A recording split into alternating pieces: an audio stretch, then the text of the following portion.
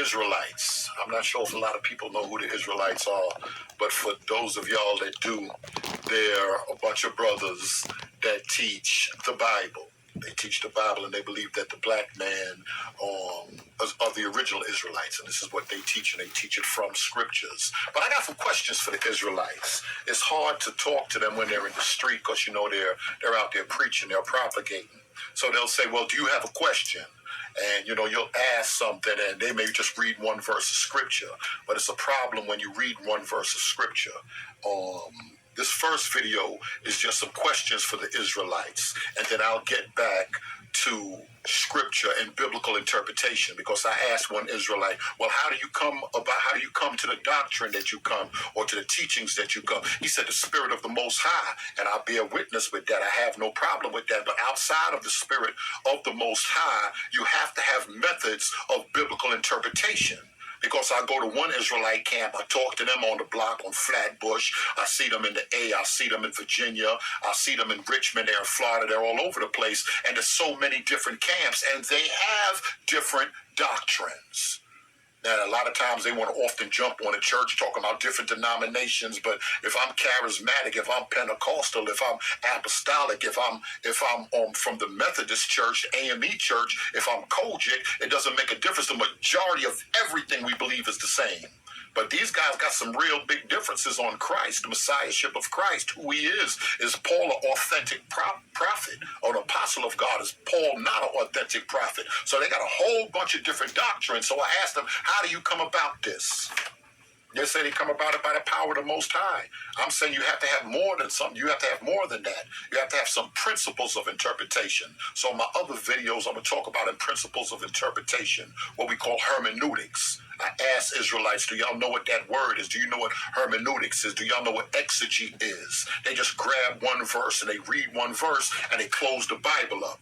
So, I can't really get to ask them questions and we can't really build. So I got some questions for some Israelites. Got questions. That's the name of this little segment I'm doing right here. The first question is, before Abraham, who was the first Hebrew, the first black Hebrew from Ur the Chaldees that y'all teach, that a lot of people believe, before Abraham, were there any righteous people? Were there any righteous people? If so, what made them righteous? Enoch, for instance. Was Enoch righteous? Was Melchizedek righteous? Was Noah righteous? None of them were Hebrew Israelites, but they were righteous people. Was the Most High God, prior to Abraham, was the Most High God speaking to anybody else?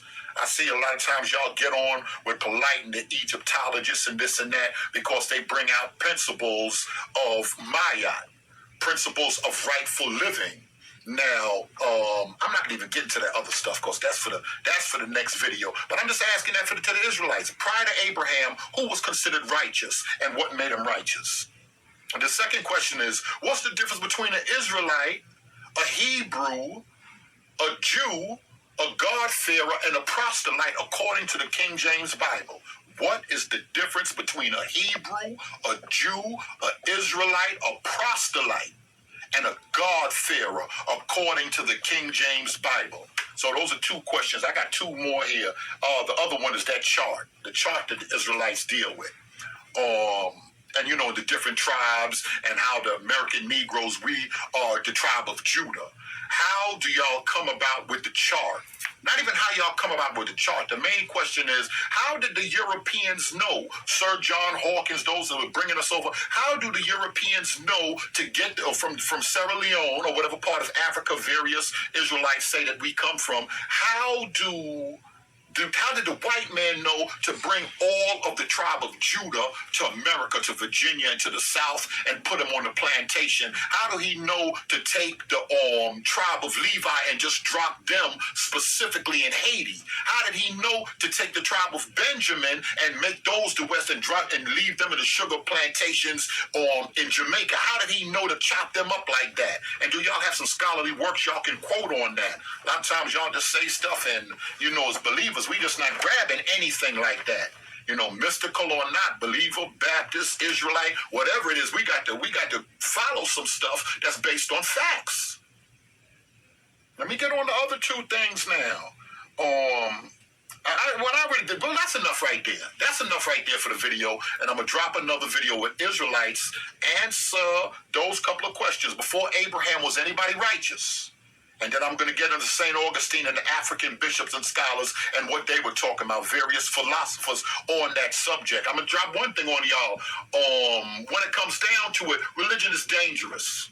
Religion is dangerous. So when Israelites, when other people say that, I have no problem with that whatsoever. Machiavelli said that religion was man-made, and I agree with that 100%.